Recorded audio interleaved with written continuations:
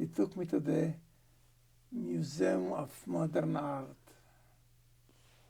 I looked and I saw pictures that I've learned about them, famous painters. And after 10 minutes, he says, okay, that's enough, let's go home.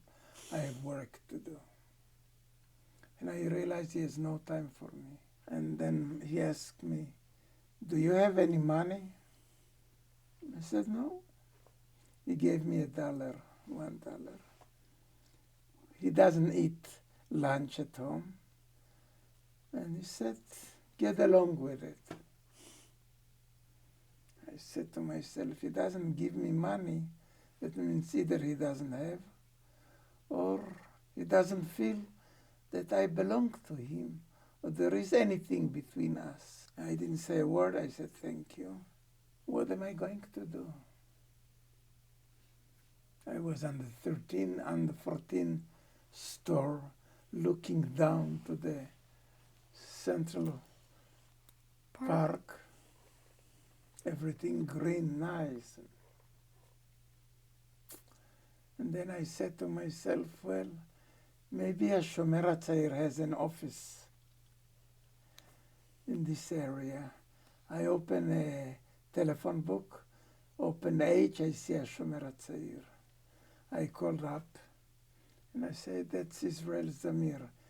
Does anybody speak here Hebrew? Somebody took it.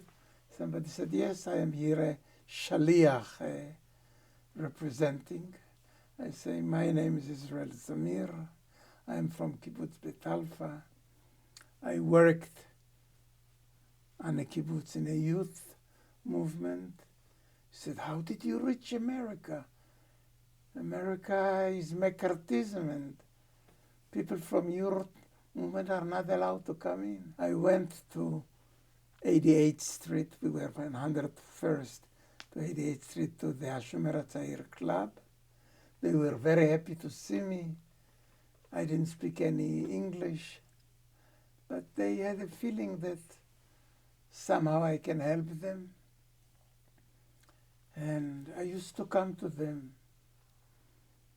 When they used to go to eat lunch, I remember learned one sentence. And I used to say to the waiter, what kind of soup do you have? And whenever he said, yes. And I used to eat it with a lot of bread. I didn't have any money. They looked at me and said, you don't want anything else? No, I said, I have a father who is very famous writer and who is probably rich, and don't worry. They were enough intelligent to understand what happened. On the third day, they asked me if I can drive a truck. I said, of course, like, I come from a kibbutz. They asked me to drive a truck with some stuff to a summer camp upstate New York and Liberty. And they gave me $300 for expenses, for anything. I said, what will I do with so much money? And he says, you can buy a whole pot of soup. In the evening, my father comes. How are you? I said, I'm fine. Takes out $1. I said, no, I don't need your dollar.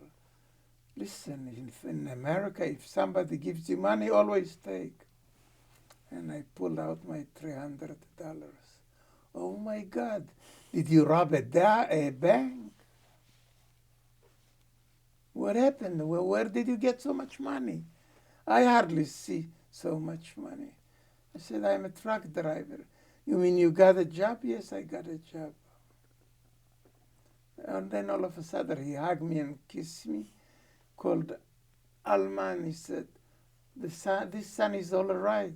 It's been 3 days here and he already made money. For 7 years I lived here and I couldn't make any money almost. I almost died in here 3 days. This was probably one of the walls that was collapsed.